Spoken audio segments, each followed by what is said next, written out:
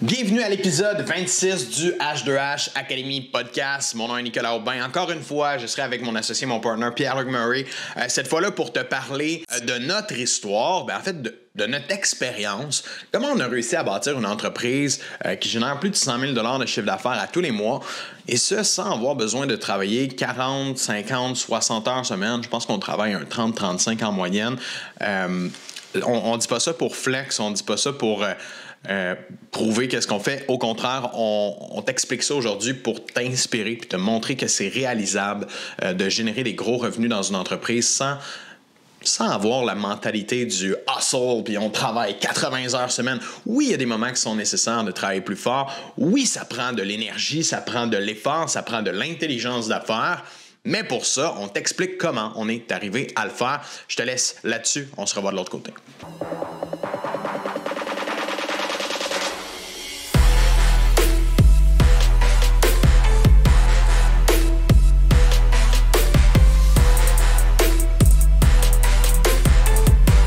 Donc, PL, ce matin, je voulais qu'on prenne le temps d'expliquer aux gens comment est-ce qu'on peut arriver à générer beaucoup de revenus dans une entreprise sans s'épuiser, sans brûler la chandelle par les deux bouts parce que on en rencontre tellement du monde à toutes les semaines, du monde qu'on voit qui font 50, 60 heures. Puis il y a aussi le hustle mentality qui existe, qui est comme... Moi, je travaille 60 heures, j'arrête jamais de travailler sur mes entreprises. Puis c'est correct si vous aimez ça, puis c'est votre passion de faire ça, puis de pas avoir de vie sociale, de vie familiale. It's all good. Moi, j'aime bien ça, aller jouer au golf 3 fois par semaine.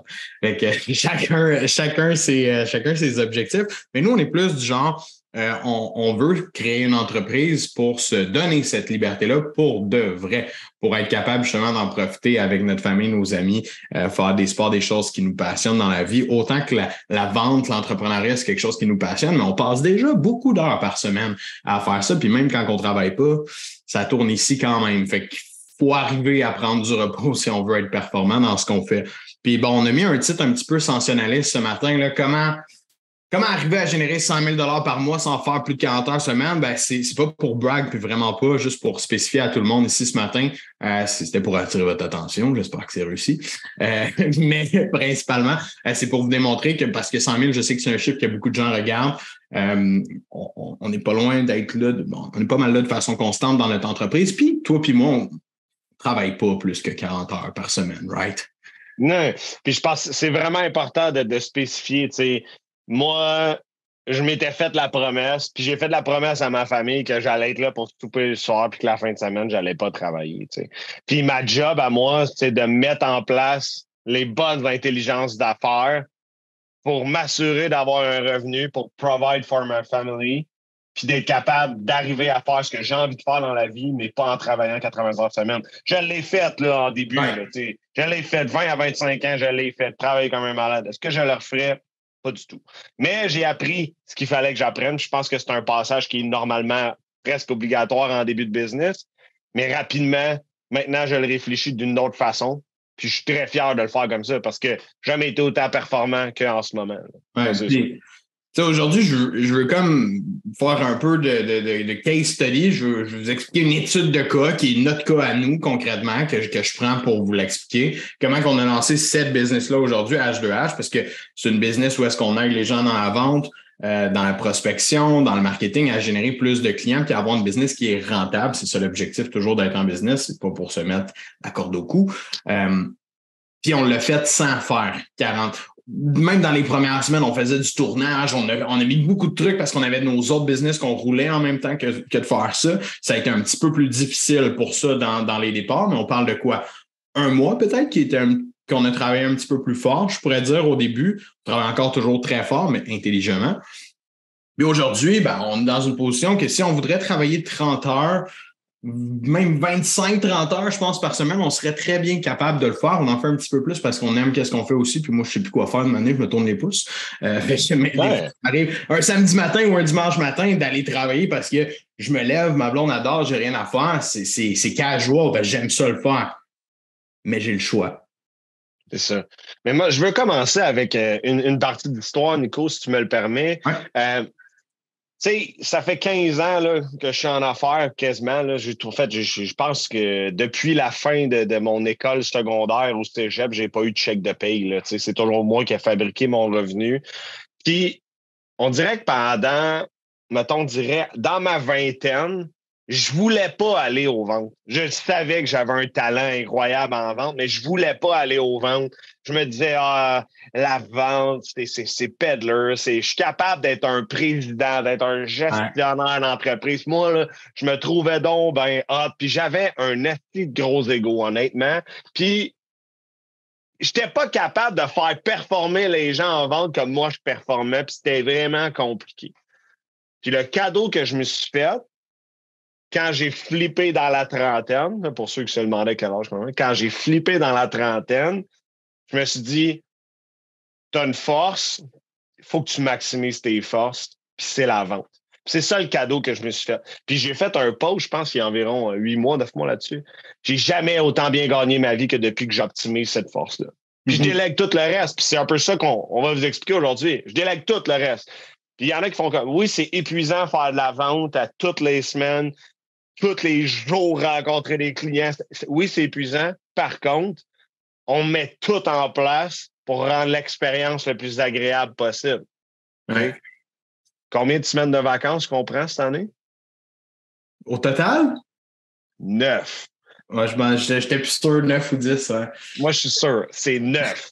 OK? Puis la raison est que j'ai besoin de cet arrêt-là. Parce que quand je reviens, j'ai le couteau entre les dents, prêt à faire la guerre. Puis ça, c'est une chose que j'ai appris quand je me brûle. Mes performances, ils baissent. C'est nécessaire. Fait que, tu sais, donc c'est vraiment ce cadeau-là que je me suis fait. Puis je trouve que le live d'aujourd'hui est parfaitement en point parce que si toi, ta force, c'est la vente, dans ton entreprise, tu cherches à faire tout sauf la vente, faut qu'on se parle. OK? C'est ça le sujet d'aujourd'hui. Ouais, puis tu sais, j'irais même qu'à dire, si tu es nul en vente à l'heure actuelle dans ton entreprise, puis tu es dans une petite PME, il faut que tu changes les choses parce que ça reste une activité qui te génère le plus de revenus dans ta business, la vente. Tu sais, j'ai fait une publication sur ça ce matin, puis tu sais, ta comptabilité, quand tu la fais, ben, tu peux la déléguer elle, à 50, 60, 70 piastres de l'heure, peu importe. Ton administration, ça se délègue à 25, 35 piastres de l'heure. Après ça, ton marketing, tu peux déléguer ça à une firme, à quelqu'un à l'équivalent de 50, 100 piastres de l'heure. Il y a plein de choses qui se délèguent dans une entreprise qui te coûtent des frais plutôt fixes, on pourrait dire, pas exorbitants. Mais quand tu délègues la vente, il y a 2 impacts à ça. De un, ça te coûte quelque chose, payer la personne qui est en vente. Et de 2, c'est le coût de renonciation à pas closer comme toi, tu peux closer. Parce que l'entrepreneur qui vend ses propres services, c'est la meilleure personne pour passer le message en vente. Il n'y aura pas une autre personne qui va être meilleure pour passer ton message. Les gens, puis dans la vie en général, les gens étiquettent les vendeurs comme des crosseurs, right? On est tous d'accord là-dessus. Mais quand c'est un entrepreneur, lui, il est correct. C'est un entrepreneur. Il fait ça pour les bonnes raisons. Factice, il fait un job de vente. Mais pourtant, l'entrepreneur, il y a un respect supplémentaire de la part des clients, des gens avec qui il travaille, versus le vendeur, il est déjà étiqueté comme un vendeur, puis on peut avoir peur de lui. Fait que ça, on en a déjà parlé dans d'autres épisodes, on va pouvoir en reparler si vous voulez qu'on en reparle, mais la réalité est qu'en tant qu'entrepreneur, tu as un super pouvoir, c'est que les gens aiment ça te voir toi, aiment ça t'entendre toi, aiment ça te rencontrer toi, et ça a un impact incroyable sur l'ensemble de tes ventes. Puis aujourd'hui, on veut vous raconter un peu justement l'histoire de comment on en est arrivé là aujourd'hui à être capable de faire ça. Ben, ça vient, comme tu l'as mentionné, PL, de toute l'expérience passée. J'ai fait la même chose que toi quand je suis parti en business. Pas mal toi qui me coachais dans ce temps-là aussi. Fait que ça fait bien du sens. J'ai fait la même affaire que toi. Hey, je me souviens, je faisais ma comptabilité. Je faisais ma tenue de livre.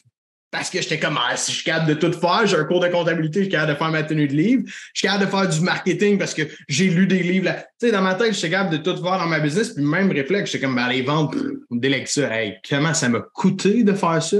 Je sais pas. Mais c'est des centaines de milliers de dollars, probablement. Ça coûte cher de déléguer les ventes, mais pourtant, c'est l'activité la plus payante dans ton entreprise. Puis, tu sais, honnêtement, entre mes 20 et 30 ans, à chaque fois que je me fâchais puis je retournais en vente comme pour 2 semaines, là, soit genre juste pour montrer le leadership, j'étais pété des scores, j'allais chercher 35 000 $ de commission en 2 semaines, genre. Genre, tout le monde était comme, pourquoi tu le fais pas full-time? Parce que je viens vous montrer comment ça marche. Moi, je vais retourner gérer, recruter. Je veux structurer l'entreprise. Fact is, là, si j'avais écouté, si j'avais mis mon ego de côté de vingtaine puis que j'avais écouté aujourd'hui la sagesse que j'ai acquis, là, effectivement, moi aussi, c'est par centaines de milliers de dollars que la vie aurait été différente aujourd'hui. Là, j'ai vu quelqu'un dernièrement, je ne sais pas si c'était à toi que j'en ai parlé, j'ai vu quelqu'un qui a délégué son rôle de CEO dans son entreprise à quelqu'un d'autre, puis lui, il est retourné aux ventes. J'ai trouvé ça tellement, mais tellement brillant. Moi, c'est ça que je veux qu'on fasse dans notre business éventuellement. Là. Moi, je veux que Karine gère la business de A à Z. Là. Karine, t'es là ce matin. Une année, tu vas gérer la business de A à Z. Parce que nous, on a plus de fun à être aux ventes, on a plus de fun à coacher, à être avec nos clients. Mais de gérer toute la business, c'est quand même un rôle qui est important, qui demande du temps, qui demande de la réflexion. Fait que si on peut être dans les ventes, on est plus payant pour la business dans un rôle comme ça. Fait que bref, pour faire le long story short, si on repart du début, quand on est parti à H2H, c'était simple. Mes skills de marketing étaient égales à mes skills de vente, mais toi, tes skills de vente étaient au-delà des miens, ainsi de suite. Fait qu'on a split pot, on a dit, OK, Nick, je gère la prospection, je génère des leads dans le pipeline.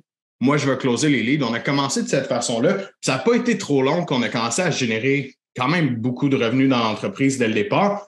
Puis, pour tout le monde qui écoute, quand vient le temps de multiplier puis d'aller plus vite, puis on enseigne ça à nos clients aussi, on bâtit avec la prospection. Au début, on n'a pas mis $1 en marketing dans notre business les 3-4 premiers mois. Pas $1 en marketing. C'était que fait à la main par mois, puis PL qui closait des deals. Puis du moment qu'on avait des revenus sûrs, on a dit, OK, on est capable de faire de façon récurrente. Tous nos profits, on les mettait en marketing. Et de cette façon-là, on s'est dégagé de beaucoup de tâches, puis on était capable, toi puis moi, de prendre plus de rencontres, de prendre plus de ventes avec les clients, ce qui fait en sorte que le chiffre d'affaires, lui, il continue d'augmenter quand on double la capacité de rencontre de vente.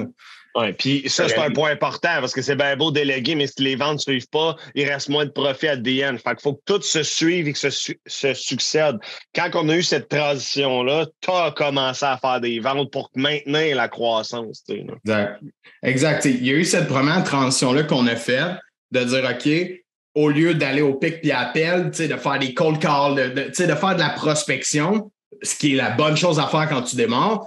Là, on avait du profit. On a dit, OK, on va réinvestir dans le marketing. Puis ça, c'est bon pour tout le monde. Quand tu as de l'argent de trop qui rentre dans ta business, tu es capable de la réinvestir. Bien, le marketing, c'est une bonne solution pour accélérer ta croissance, aller plus vite. C'est un booster pack que tu te mets dans le dos de faire des ads. Nous, c'est des ads qu'on a faites, là, by the way.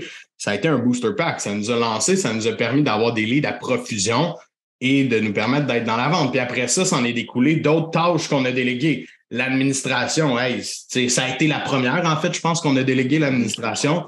Non, c'est pas vrai. Comptabilité même avant, je pense. On a commencé. Ouais, comptabilité, c'était clair qu'on faisait pas ça dès le départ.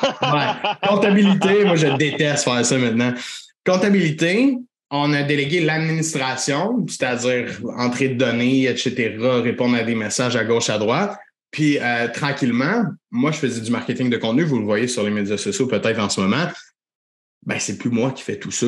Je peux plus prendre le temps de faire tout ça parce que sinon, on amputerait nos ventes de... Je prends pas toutes les ventes, mais je prends 25%, sûr. C'est 25-35, mettons. Ouais. Fait que, tu sais, c'est une grosse partie des ventes qu'on ampute. Puis ce 25%-là, il est rapidement rentabilisé par le fait qu'on le délègue. On délègue notre marketing. C'est 10-15 heures par semaine que je suis capable de déléguer en marketing que je mets en vente dorénavant. Fait que, puis ça, sans parler des tâches qu'on a automatisées aussi avec le temps, là, tâches administratives, ces choses-là. Là où je veux en venir avec ça, c'est qu'on est parti du point que on n'avait rien dans l'entreprise, on n'avait pas de revenus, on a généré des revenus, on a investi au point de vue marketing pour générer plus de leads à l'intérieur de notre entreprise. Et là, quand les revenus rentrent, tout se délègue. Si on veut rester en vente, si on veut être capable de continuer à faire des ventes, on est capable de déléguer beaucoup de choses. Mais les ventes, comme je l'ai mentionné tantôt, à chaque fois qu'on les délègue, il faut calculer notre coût d'opportunité puis notre coût de renonciation. Il faut être capable de voir à quoi on renonce en mettant quelqu'un à notre place. On l'a essayé. Factile, c'était quoi les stats? Dégueulasse. Dégueulasse. Pas parce qu'on n'est pas bon à former des gens en vente. C'est ça notre job. Mais pourtant, le contact humain avec l'entrepreneur fait une énorme différence dans le type de business, du moins où est-ce que c'est notre visage qui est en avant. Ça a baissé, je pense, de 25-35%. Les stats, c'est sûr. Ouais, 50%, ouais. 50%. Tu sais, mais il y a une réalité qu'il ne faut pas se mentir, autant pour la petite PME que pour nous. Vous vivez la même situation.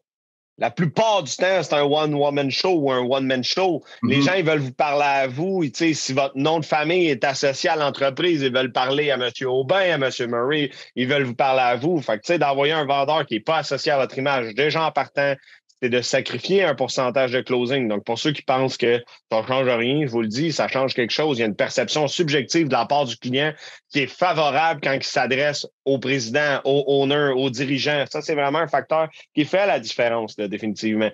Tu sais, l'ordre d'idée qu'on veut vous expliquer, c'est qu'on a créé du revenu. On est allé étape par étape, on a monté les échelons jusqu'à temps qu'on puisse se permettre de déléguer, mais toujours dans l'optique de ne pas fuir les ventes, de maximiser les ventes, d'aller dans où est-ce que c'est quoi notre zone de génie, où est-ce qu'on est le plus rentable, même si il y a des semaines, ça ne nous tente pas de faire la vente. Il y a des semaines, je suis fatigué, mais c'est ça la business. T'sais. Je dis tout à ça en coaching. Là. En business, il n'y en a pas de médaille de participation. Si tu chies dans la pelle, on n'aura pas de cadeau, tu vas juste te planter. T'sais. Fait qu'à un moment donné, on ne fait pas juste des choses qu'on aime, on fait ce qui est rentable, puis globalement, l'expérience, elle est positive, mais c'est ça qui permet d'avoir un rayonnement positif puis un rendement positif dans l'entreprise. On ne fait pas de la business pour aller chercher des câlins puis des merci. Là, honnêtement, on fait de la business pour quand même avoir un revenu puis nous permettre d'aller atteindre certains résultats financiers. Puis c'est un peu la base du capitalisme puis de la business aussi. Ouais. Puis pour rebondir sur ce que tu disais plus tôt, on fait pas ça pour faire un power trip non plus. Puis dire, hey, je gère une business, puis je fais ci, je m'occupe de tout. Good, ça peut avoir l'air cool de ton point de vue, de ta perspective des choses. Mais je suis sûr que si on regarde tes chiffres, ça n'a plus l'air cool, pas en tout. Tu sais, c'est là la différence. Hey, moi, je gère une grosse business, j'ai plein d'employés. Tu sais, autant là, la petite entreprise, la moyenne, la grande, ben beau dire, j'ai une équipe de 15 vendeurs, j'ai plein de monde. Si tu regardes les chiffres individuellement, puis tu vas décortiquer, puis tu vas ouvrir le hood pour voir qu'est-ce qu'il y a en dessous, fort probable qu'il y a bien de la merde qui se cache derrière ça, puis que tes chiffres sont nuls, que tu rencontres, je sais pas, puis là, je parle des chiffres de vente, bien évidemment, mais que tu rencontres 100 clients, puis que tu en closes 4 sur 100, il y a quelque chose qui marche pas, puis que là, tu pompes de l'argent dans le marketing pour essayer de générer encore plus de ventes, puis plus de ventes, t'as échappé quelque chose. C'est pas supposé être comme ça, les ventes. C'est pas une game de je vais pousser le plus d'argent possible pour en faire le plus possible. C'est de la minutie, c'est être capable d'aller optimiser tout ce qu'on a, toutes les ressources, toutes les leads qu'on a devant nous. Fait que, si tes ventes sont hasardeuses, puis en ce moment, ce qu'on te dit, c'est comme, je sais dessus, moi, ça a-tu l'air bon, c'est pas bon. Prends le temps peut-être d'analyser une couple de chiffres puis de voir si ça fait du sens. À qui tu délègues ces ventes-là? Est-ce que ces statistiques-là sont bonnes ou tu te fais croire qu'elles sont bonnes parce qu'en ce moment, tu es dans un power trip et tu es comme, j'ai mon équipe, j'ai ci, j'ai ça, mais pourtant, ça ne close pas ou c'est pas bon parce que ton département des ventes, il doit te coûter cher en tabarouette si ça ne close pas beaucoup. Département des ventes et marketing, on pourrait dire, là, parce que le budget marketing qui doit supporter ça, il doit te coûter un petit burger avec ça. Puis, je vais faire une autre parenthèse de storytelling qui est quand même drôle. Là. C'est la première fois de ma vie que j'aurais une business que je n'étais pas le président à H2H. Puis quand tu dis, je peux prendre le rôle de président, toi, tu pourrais être VP, je suis comme, good. Tu sais, mon mindset est tellement... C'est toi qui m'as dit ça. Ah, oui, en fait, j'ai dit, je vais prendre le rôle de VP, prends le rôle de président parce que je voulais être vraiment cohérent avec, genre, je m'en calisse d'être président, gestionnaire, je veux vendre, je veux pomper de la business en vente, puis c'est juste ça que je veux faire. Puis les gens me disent tout le temps, comment tu vas faire pour faire ça 20 ans? J'ai mis en place une routine quasi parfaite pour moi qui fait en sorte que je suis performant à tous les jours, que je me prépare à tous les jours, que c'est impossible que ça ne performe pas. Genre. Fait que vous avez une responsabilité de vous poser la question comment vous vous mettez sur votre A-game. Puis ça prend l'introspection. Là, la joke dans H2H, moi, c'est la chaise berçante. Ça, c'est l'histoire clé de succès. Mais honnêtement, ça vous prend vraiment une routine incroyable pour être capable de performer de façon constante. Puis pour la plupart d'entre vous, je suis sûr que c'est le plus beau cadeau que vous pouvez vous faire dans votre petite PME, d'être plus aux ventes. Si vous cherchez à vous éloigner de ça, vous laissez énormément d'argent sur la table, vous sacrifiez une partie de vos rêves, de vos objectifs parce que vous fuyez cette tâche-là, alors que c'est elle qui est la plus rémunératrice pour votre business. Ouais, puis faut pas avoir peur des ventes non plus. Je pense que il y a beaucoup de gens qui nous écoutent, mais sont comme moi, mais je suis pas bon. Puis fact is, les ventes, c'est pas quelque chose qui est inné. Hein? Il y a beaucoup de gens qui croient que la vente, c'est inné, qui croient que pour eux, ils sont pas bons là-dedans, puis il vaut mieux qu'ils le délèguent à quelqu'un qui est meilleur que eux. Oui, c'est vrai, il y a des gens qui peuvent avoir plus de compétences que toi en vente, mais il n'y a pas personne qui est président de ton entreprise à part toi. Fait que cet avantage-là, comme je l'ai mentionné tantôt, est super important. Fait que néglige pas le fait que, en tant que business owner, tu dois être bon en vente d'une façon ou d'une autre. Tu as des idées à vendre, que ce soit pour embaucher de la main-d'œuvre, que ce soit pour faire passer des points à ton équipe. Tu as besoin d'être bon en communication, tu as besoin d'être bon en vente. Si tu es président et que tu n'es pas bon en communication, que tu n'es pas bon en vente, il doit y avoir des lacunes à l'intérieur de ton entreprise. Fait que moi, je t'encourage fortement à écouter d'autres podcasts qu'on fait, développe tes skills là-dedans, puis tu vas voir à quel point ça va te donner un coup de main dans l'ensemble de ta business parce que on a eu le même réflexe, sortir des ventes, c'est pas payant. Ça nous a juste coûté plus cher que d'autres choses. Puis je serais curieux d'entendre le témoignage de d'autres personnes. On pourrait peut-être apporter quelqu'un en témoignage sur ça qui a vécu quelque chose de similaire parce que là, vous nous entendez toujours nous, mais c'est la même chose pour tout le monde. Chaque personne à qui on parle, qui ont eu ce réflexe-là, qui ont voulu se sortir de là, en ont pour la plupart mangé une grosse claque. Puis là, on parle pas évidemment d'une business de 25 millions de chiffre d'affaires, it's another game. On n'est plus dans la PME, dans le medium business ici, mais ça a quand même un risque super important de ne pas comprendre le fait de ne pas être bon en vente. Qu'est-ce que ça te coûte à l'heure actuelle, ton coût d'opportunité, ton coût de renonciation là-dessus. Super important de le calculer de ton bord. Puis c'est pas nous qui brague par rapport à ça, là. Partout sur Internet, vous regardez, vous marquez les jobs les plus payantes sans éducation, c'est toujours la vente. Toujours la vente. Alors, pourquoi vous cherchez à la fuir, vous cherchez à pas l'adresser puis à maîtriser votre compétence puis à la développer? Il y a vraiment des indicateurs de tout part, de tout côté qui laissent présager que c'est ça l'activité la plus rémunératrice, la plus importante pour une business, à comprendre, à maîtriser, à évaluer, à contrôler. Genre, il faut arrêter, il faut arriver à l'évidence que c'est ça. Mais il faut mettre son ego de côté parce que toutes les étiquettes qui sont associées au rôle de vente, qui sont négatifs, de dire aux gens, je suis rendu fier de dire aux gens que je fais juste de la vente. Au début, j'avais un malaise. Puis à un moment donné, tu viens avec une certaine certitude, tu as une confiance que tu es comme, non, c'est ça, moi, que je fais, puis c'est ça qui me permet d'aller, là. Fait pas juste la vente, on fait du coaching aussi, puis de la consultation avec nos clients, évidemment. Mais ça reste que c'est nos deux seuls rôles qu'on a à l'heure actuelle. Principal qui occupe tout notre temps, c'est de la vente ça. Oui, on fait du contenu comme ça. Oui, on prend le temps de tourner des épisodes de podcast parce qu'évidemment, on ne peut pas mettre des clones à notre place puis qui tournent le contenu. Ça ne serait pas super efficace pour vous. Mais ça reste que, tu sais, ce genre de contenu brut-là, c'est ce qu'on doit faire. C'est les seules choses qu'on va mettre en place au niveau marketing. Le reste, il y a des gens qui nous aident à faire ça parce qu'on est plus dans notre zone de génie lorsqu'on est en vente puis en coaching. Yes, je pense que ça wrap up bien le sujet. T'sais, encore une fois, ça tourne autour de l'enjeu de zone de génie dans l'entreprise. Puis, on voulait exposer puis l'amener un peu plus dans un acte storytelling de comment nous, on l'a fait step by step dans les 18 derniers mois, dans les 17 derniers mois pour arriver vraiment à un revenu qui est intéressant, qui nous permet d'avoir une qualité de vie, qui permet d'être bien dosé puis de faire ce qui nous passionne le plus, c'est-à-dire coacher puis faire de la vente. Oui, parce que la réalité, c'est que c'est pas long de faire la vente techniquement. C'est demandant, comme tu l'as dit, mais c'est pas quelque chose qui va te prendre 20, 30, 40, 50 heures par semaine juste à faire de la vente. C'est un bon système marketing que tu as des leads en place. Tu n'as pas besoin de te casser la tête puis de passer des centaines d'heures à faire ça. On a des étudiants qui travaillent 14-15 heures par semaine puis qui font 150-200 000 par année. Puis pas juste un, là. Il y a des gens qui travaillent 60 heures par semaine puis qui font le tiers de ça. Fait que, c'est là l'intelligence d'affaires derrière ça. C'est important de bien targeter. All right. Merci tout le monde. Wrap it up. Bonne vente. Merci d'avoir été avec nous pour ce 26e épisode de podcast. Encore une fois, vrai, brut. J'espère que ce fut plaisant pour toi. J'espère que tu as appris quelque chose encore une fois aujourd'hui. Si c'est le cas, je t'invite à partager le podcast, que ce soit sur tes médias sociaux. N'hésite pas à nous taguer. Instagram, pas hashtag, mais à commercial H2H Academy. Sur les autres réseaux, TikTok, YouTube, Facebook. On est là, on est partout. On est sur toutes les plateformes à l'heure actuelle. Merci beaucoup de le faire. Merci de partager. Ça fait une grosse différence pour nous. Je reçois vos bons mots d'encouragement dernièrement, puis ça fait vraiment du bien à entendre. Continuez de le faire, continuez de nous partager lorsqu'il y a un épisode, lorsqu'il y a un concept qui vous aide. C'est vraiment, vraiment agréable pour nous entendre. Ça nous motive énormément. On a plein d'autres podcasts qui s'en viennent pour vous. Sur ce, on se revoit au prochain épisode.